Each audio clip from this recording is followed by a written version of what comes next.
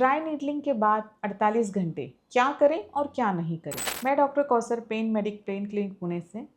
मैं अपने क्लिनिक में ड्राई नीडलिंग एक्सक्लूसिवली प्रैक्टिस करती हूँ।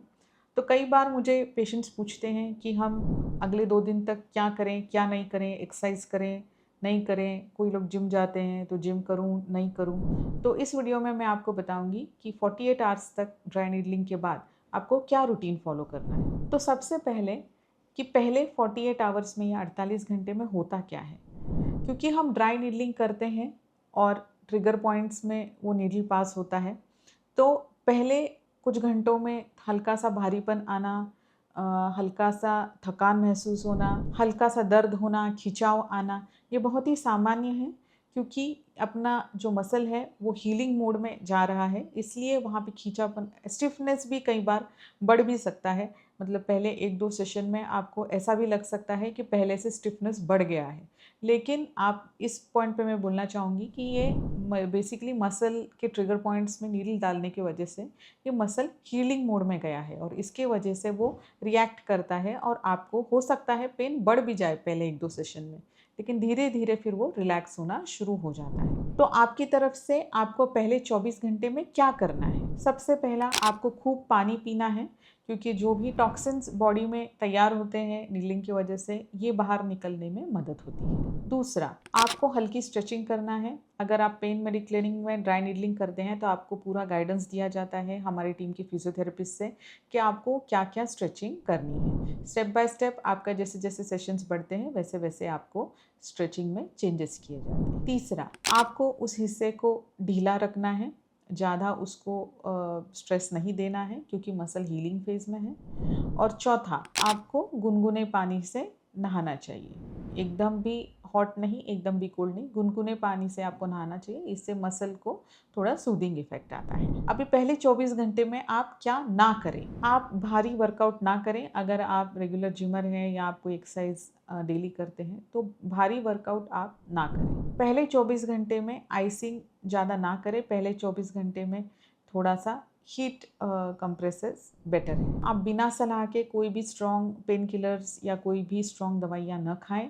डॉक्टर की सलाह से ही आप मेडिसिन लें। आपको मसल को रेस्ट देना है। आप लगातार रोज़ ड्राई नीडलिंग नहीं ले सकते हैं। बीच में 1-2-3 दिन का पीरियड दिया जाता है जिसमें मसल हीलिंग होता है और उसके बाद ही आप नेक्स्ट सेशन ले सकते हैं। अभी सबसे इम्पॉर्टेंट क्वेश्चन, नीडलिंग तो हमने कर लिया, लेकिन हमको इफ़ेक्ट कब आएगा? तो 24 से 48 घंटे के बीच में आपको अच्छा इफेक्ट दिखना शुरू हो जाएगा। शुरुआती जो आपका दर्द था वो हल्के से कम होना शुरू होगा। मांसपेशी में ढीलापन महसूस होगा, जो स्टिफनेस था वो थोड़ा कम हो जाएगा और जो आप पेन लेके हमारे क्लिनिक में आए थे वो करीब 20 से 30% तक कम होता दिखाई देगा। इस समय आपको क्या करना है? आपको हल्के वॉक आप कर सकते हैं, आप हल्की स्ट्रेचिंग कर सकते हैं और अगर आपको बहुत तेज़ दर्द है तो आप जो हमने सुझाई हुई मेडिसिन आप ले सकते हैं, जो बहुत ही माइल्ड होती है। अगर आप मसल को रिकवरी को टाइम देंगे तो धीरे धीरे वो जगह ढीली हो जाएगी और आपकी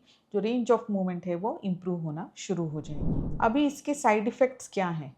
तो बेसिकली ड्राई नीडलिंग में कोई खास साइड इफ़ेक्ट नहीं है। ये बहुत ही सेफ प्रोसीजर है। हम पेन क्लिनिक में सोनोग्राफी गाइडेड ड्राई नीडलिंग करते हैं, जिसमें सोनोग्राफी में मैं मसल्स को देखती हूँ और उस पर ड्राई नीडलिंग करती हूँ। इससे बहुत ही टारगेटेड ड्राई नीडलिंग होती है। कोई भी अपने वाइटल स्ट्रक्चर्स को, नस को कोई भी धक्का या वेसल्स को नहीं लगता है। तो ये बहुत ही इफ़ेक्टिव ड्राई नीडलिंग है। हमने हमारे क्लिनिक में कई पेशेंट्स जो बहुत लॉन्ग टर्म पेन से बहुत जूझ रहे थे, उनको हमने करीब 3-4 सेशन में ही उनको अच्छा खासा इफेक्ट दिखने लग गया। तो बेसिकली ड्राई नीडलिंग में कोई खास साइड इफ़ेक्ट, क्योंकि हम लोग प्रॉपरली हर स्टेप प्रॉपर क्लीनिंग और प्रॉपर तरीके से करते हैं, इसलिए कोई खास इसमें साइड इफ़ेक्ट या रिस्क नहीं है। अभी इस पॉइंट पे मैं ये भी कहना चाहूँगी कि आपको जो हमने रूटीन बना के दिया होता है, आपको जैसे बोला जाता है, अगर आप वैसे फॉलो करते हैं तो आपका पेन काफ़ी हद तक कम हो जाता है।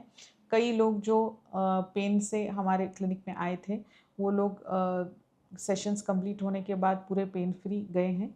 तो बेसिकली आपको बस फॉलो करना है और ज़्यादा सोचना नहीं है। ड्राई नीडलिंग एक बहुत ही इफ़ेक्टिव मेथड है पेन रिलीफ के लिए। तो आपको मैं कंक्लूजन में ये कहना चाहूँगी, पहले 24 घंटे आराम, पानी, हल्की स्ट्रेच और गर्म सेक। 24 से 48 घंटे धीरे धीरे हल्के मूवमेंट्स कर सकते हैं और नॉर्मल रूटीन पे आप आ सकते हैं। अगर आपको ड्राई नीडलिंग के बारे में और कुछ जानकारी चाहिए कि कैसे होता है, क्या होता है, तो आप मेरे ड्राई नीडलिंग के दूसरे भी वीडियोस चेक कर सकते हैं। अगर आपको कुछ ड्राई नीडलिंग के बारे में जानना है तो आप कमेंट बॉक्स में लिख सकते हैं। Like, share and subscribe my channel pain medic pain clinic Pune.